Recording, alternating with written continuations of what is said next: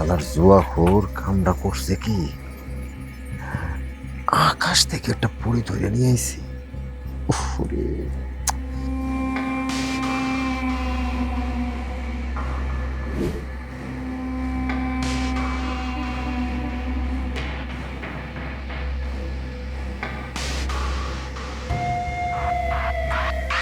এই, কে আপনি?